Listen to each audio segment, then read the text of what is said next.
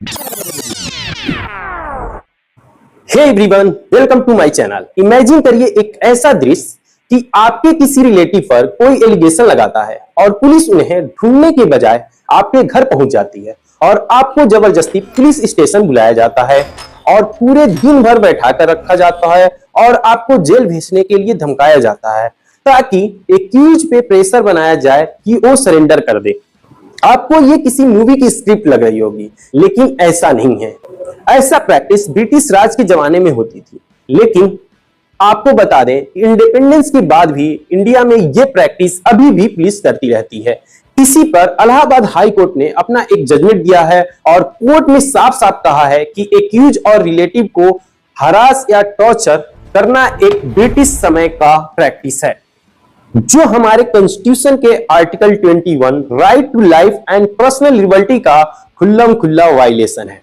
चलिए पूरे केस को डिटेल में समझते हैं कि आखिर इस केस में हुआ क्या।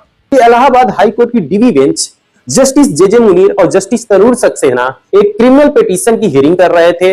यह पिटीशन फाइल की थी प्रयागराज के एक कपल ने।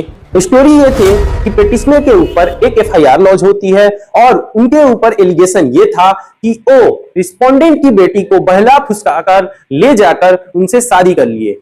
अब दोनों को पुलिस ट्रेस कर रही थी और दोनों ट्रेस नहीं हो पा रहे थे, इसलिए पुलिस ने इसका शॉर्टकट रास्ता अपनाया। प्रयागराज पुलिस ने इन कपल को ट्रेस करने और पकड़ने के लिए पिटिशनर के फैमिली मेंबर को समन करती है और रात भर थाने पर बैठाती है और उनसे कुछ इलीगल ग्रेटिफिकेशन यानी रिश्वत डिमांड करती है और उन्हें हरास भी करती है।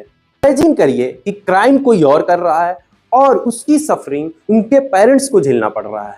हाई कोर्ट ने पुलिस के इस एक्शन पे ऑब्जेक्शन करते हुए कहा कि हम अभी ब्रिटिश इरा में नहीं जी रहे हैं और कोर्ट ने स्ट्रिक्टली होल्ड किया है कि किसी के फैमिली मेंबर को सिर्फ प्रेशर टैक्टिक्स के लिए टारगेट करना कंप्लीटली अनकॉन्स्टिट्यूशनल है। अगर किसी को ढूंढना है तो मॉडर्न टेक्नोलॉजी, साइबर सेल और फोरेंसिक टूल का यूज किया जाए, ना कि इनोसेंट पेरेंट्स को टारगेट करके लेजी पुलिसिंग दिखाई जाए।